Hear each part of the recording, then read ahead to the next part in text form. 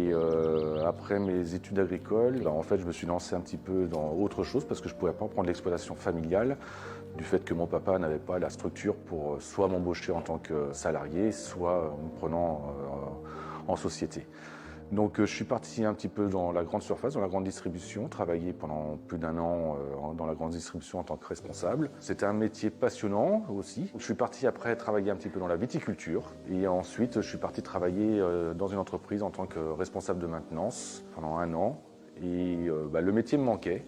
Papa, il est arrivé à la retraite en 98, donc il fallait bien prendre la suite. Et on n'était pas vraiment très chaud de la prendre parce que sa production n'était pas très viable, quoi. L'autoroute, elle est passée. L'autoroute, elle a exproprié une partie de l'exploitation à papa, tous les bâtiments et la maison.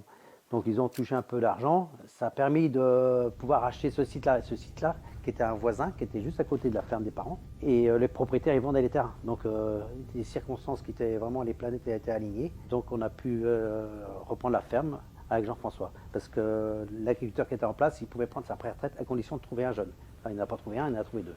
Donc voilà, on se lance et en fait ça a bien marché dès le départ. On s'est retrouvé bien sur l'exploitation. Donc on s'est installé en 1998, 1er février 1998. Un de mes frères nous a rejoint en 2001, Patrick, qui a repris une exploitation à côté. Donc on s'est agrandi en cheptel, on s'est agrandi en terrain. De fil en aiguille, hein, on est parti avec 60 hectares, maintenant on arrive à 200 hectares. Et puis on est parti avec une quarantaine de vaches, maintenant on a 110 vaches. On a à peu près une trentaine d'hectares d'ensilage de maïs, une trentaine d'hectares de céréales, donc on va dire qu'une dizaine sert pour l'autoconsommation et le reste sera en vente chez le négociant. Et tout le reste est dédié au pâturage des bovins.